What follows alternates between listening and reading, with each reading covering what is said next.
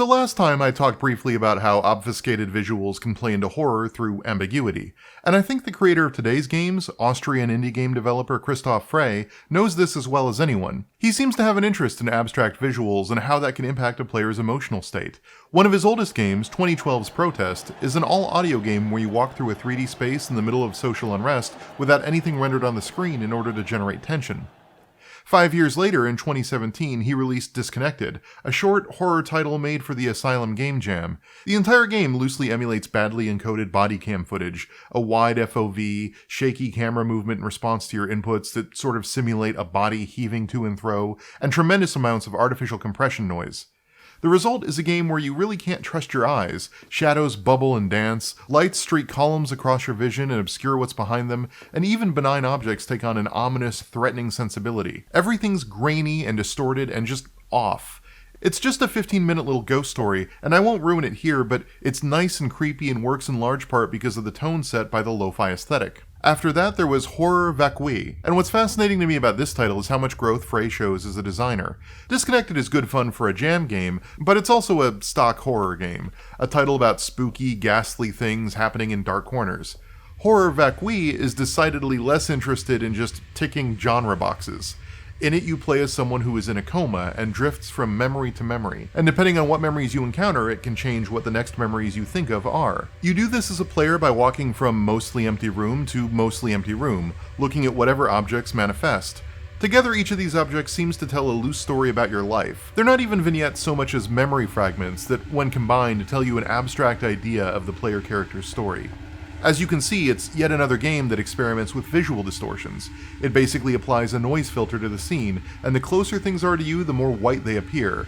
But this doesn't just get used to generate fear or tension as in previous games, it's used to actively disorient you.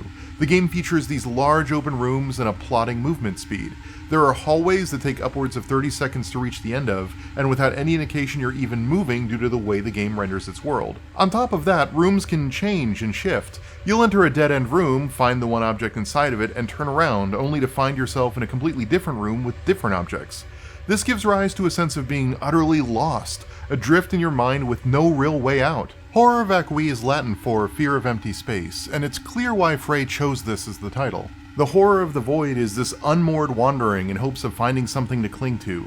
The void is this space between coherent memories, a blank and idle brain that can neither escape into a dreamlike state nor fully awaken, an empty but inescapable existence. It's the terror of blankness, of Sisyphean tasks, of neither progress nor ends. But in context for Frey, Horror Vacui is notable because it doesn't tell a straightforward narrative. It presents a lot of thematic ambiguity, and in some ways actively resists players attempting to play it, with its slow pace and interests in thematics over engagement. Which brings us, I think, contextually up to today's game, The Space Between. It builds on a lot of what Frey has done before. Distorted lo-fi visuals to establish tone and manipulate the player's emotional state, a reluctance to give the player closure or answers, and an interest in first-person storytelling. But where Disconnected was just a little ghost story, and Horror Vacui was an abstract, largely non-narrative experience, what really sets The Space Between apart is that while it's still very open to interpretation and very abstract in some ways, it absolutely tells a coherent narrative while establishing themes it doesn't just gesture at, but attempts to actively explore in the text. The Space Between opens with a slow crawl of a newspaper article. Martin Melanson, the player character, was found dead in the walls of a theater that he was the architect of. The article states that the police can't rule out murder, although honestly I don't know how you accidentally end up buried in the walls of a building you're constructing, and goes on to state that there are suspects in Melanson's close environment. From there the game moves back to Martin's childhood. He's in a blanket fort propped up by a sofa and 2 chairs. Off-screen, just outside of the fort, his friend Daniel talks to him, and immediately there's kind of 2 things to note here. First, you'll start to see one of the game's main decisions that really works in its favor overall, but will also absolutely drive some players to quit in frustration. The game has a hard focus on dialogue, but not in the way video games typically do. First, it's extremely slow with doling it out. Like, look how long the game holds on this single word yes.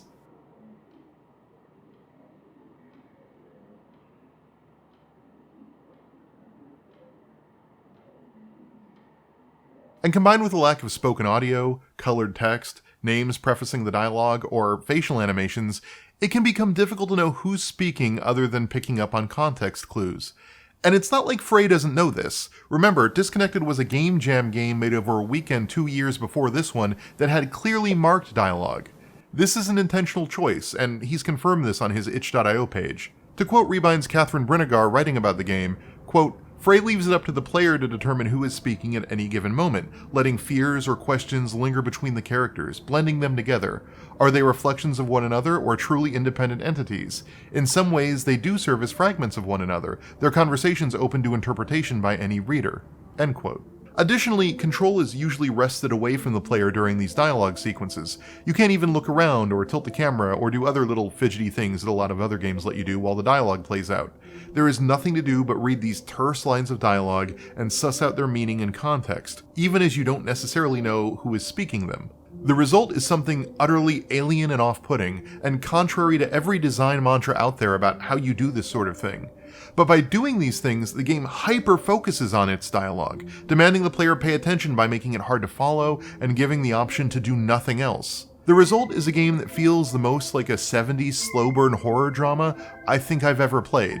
It's a game about characters, and the way their damage impacts their choices to ultimately tragic and terrifying outcomes, with the horror existing more in the ideas that are explored than some monster or ghost creeping in the shadows. The game is closer to Carrie or The Changeling than Alien or Halloween, and as ponderous as the game can be, there's something refreshing about that methodical plotting. It builds at a glacial pace, but it knows what it's building to. Which brings us back to the opening sequence in the blanket fort. Outside of the fort, Daniel asks Martin if he's ready to come out yet. Martin says no, but that he still wishes Daniel to be there for him.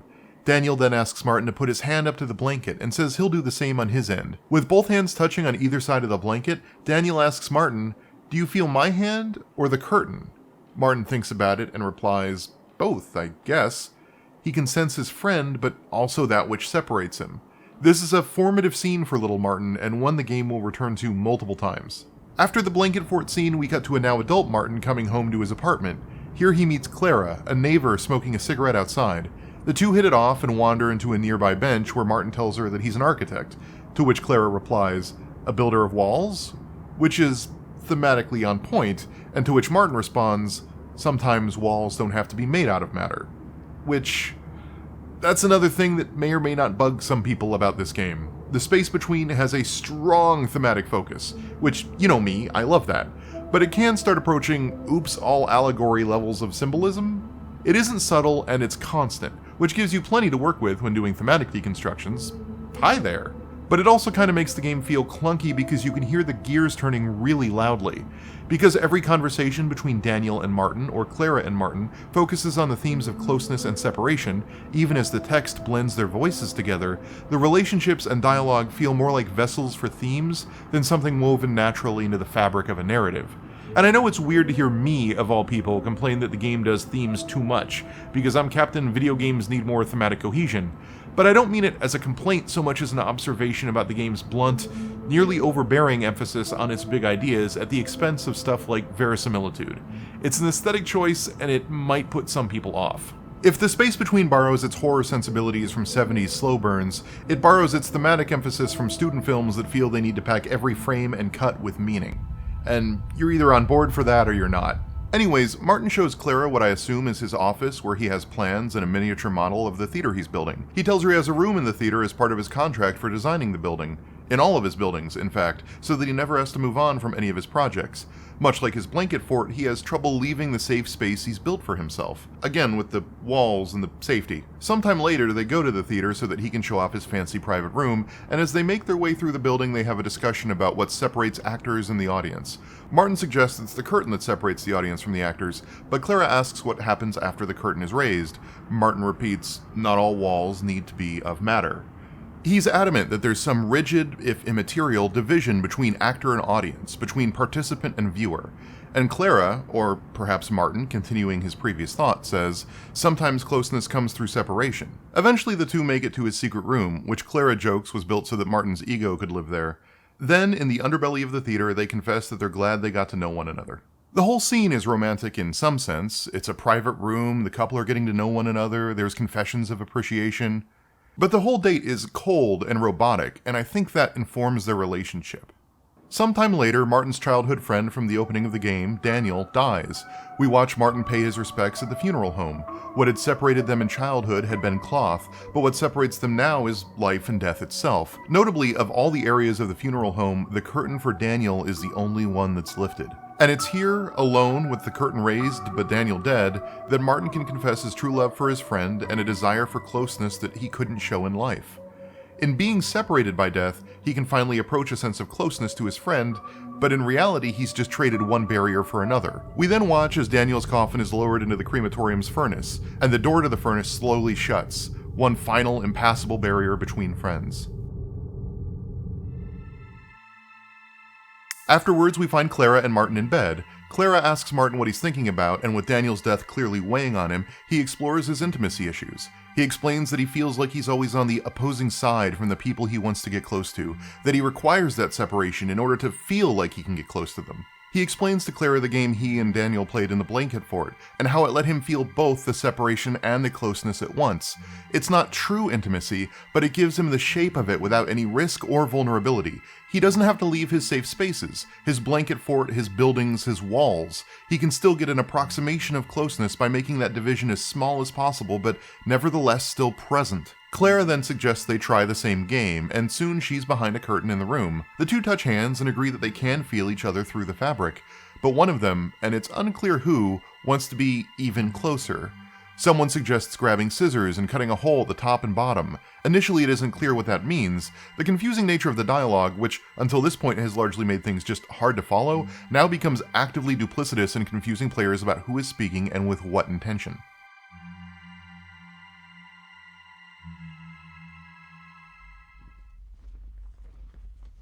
We then cut to a scene that is seemingly metaphorical, a courtyard like the one outside of Clara's apartment, but with a maze of cloth-like sheets, representations of all the walls that Martin has built up to keep people out. And as you navigate the maze, there are two clear metallic sounds, like the cocking of a gun that promises violence to come.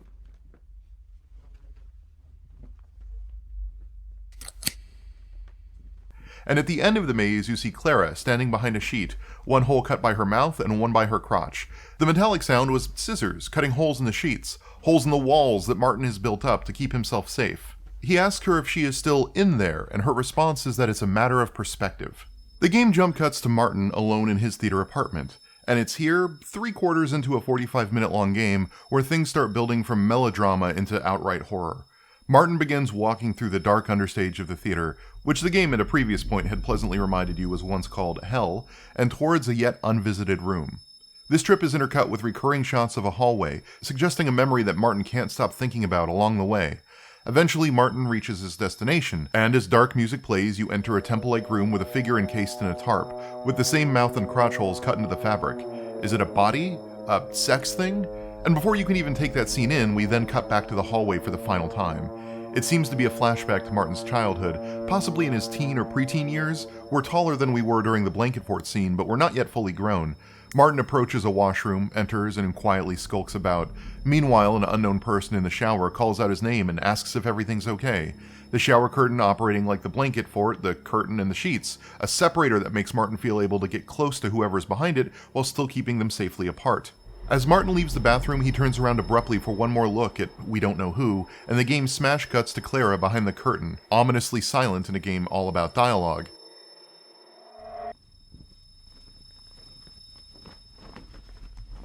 And then match cuts from the hole in the sheet that lets you see Clara's mouth to the crematorium where Daniel's coffin burned. The implications of all of these images are starting to get pretty ominous. You then awaken in the dark of the understage, wondering where Clara is. You call out to her thinking that she had already gone home. You think she's teasing you, so you ask her to stop and show herself. You make it back to your secret room and see a figure hiding behind the curtain where you played your little game, and you beg her to come out to show herself, but she won't, so you approach the curtain that separates you, pull it aside, and the lights go out. And where a ghostly image had faded, there are holes in the wall. A sign of violence, perhaps? Or an extension of the metaphor that the comfortable barriers Martin had built up are crumbling. Martin claws his way out of his room and then the understage in the complete dark, and as he makes his way through the halls, he says, "Please, don't go, Daniel." We make it out into the main stage where we see two chairs set up for dialogue, just as in the fort from our childhood. We approach them, and then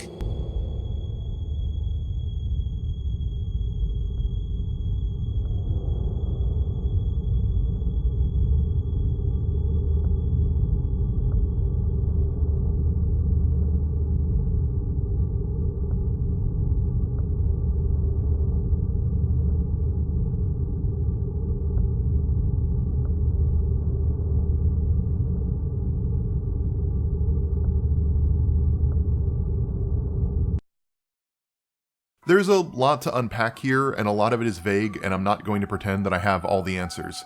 Did Martin kill Clara? There's a lot of evidence to suggest that he did. The tarp-covered body, the ghastly afterimage in her hiding spot, the holes in the walls, the juxtaposition of Clara silent and unmoving behind a sheet, and Daniel's cremation.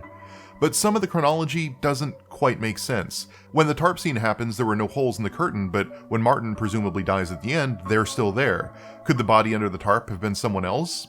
Could it have been Daniel? Has this whole sordid affair played out before? Is that why he calls out to Daniel in the dark? But if Martin killed both Clara and Daniel, then who killed Martin and stuffed his body in the walls per the intro's news clipping? Was it the literal ghosts of the people he had wronged? Are all three truly dead? Or was Clara never actually killed?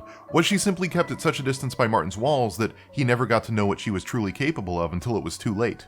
And maybe it's just me, but it's easy to read the noise and flash of that last flicker as a cigarette lighter, and we know that Clara smokes, even if the grainy nature of the game prevents us from knowing exactly who is standing there. I tried. When Martin meets Clara and she mentions she recognizes him from staring out of her window, there's some discussion about how when the lights are on we can only see ourselves reflected back at us, but when the lights are off we can see out and observe others.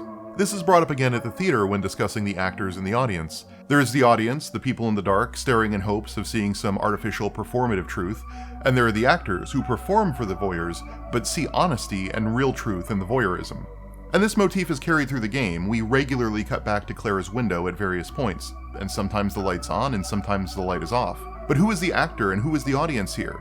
Who is putting on a show for voyeurs, and who is observing from a distance? Is Clara going through the motions of a performative relationship with a man who wants to experience intimacy but can't actually get close, like an audience, and therefore couldn't read the signals before it was too late? Or is Martin the actor, performing intimacy but doing nothing but building walls and emotionally isolating himself, while Clara continues her attempt to see him but can only do so through dividers? At first a window in her wall in the dark, and later holes in sheets and holes in his emotional walls. Or is the whole of the space between an extended metaphor, less characters meant to be approached as individuals with agency in a narrative, and more figures in a dissection of intimacy and vulnerability? Despite only being about 45 minutes long, the space between is a really dense text that can support a number of different reads. You can view it as a meditation on the nature of individuality, how the dialogue system suggests identity is porous, but how its protagonist insists that there are fundamental divisions between himself and others that might not actually exist. You can view it as a bit of a metatext, the author-audience conversation extending to the game itself, a performance that Christoph Frey has engineered while you watch, and the back-and-forth relationship that implies. The game's title screen does open in Clara's apartment with the light off, after all, implying it is you looking out onto a metaphorical stage. But at its core, the space between is, I think, at least to me, a tragic parable about a man who was obsessed with defining relationships with others not by what connected them, but by what separated them. And ultimately, it was that desire for safety, that inability to be vulnerable and truly know other people, that doomed him one way or the other. Happy Halloween.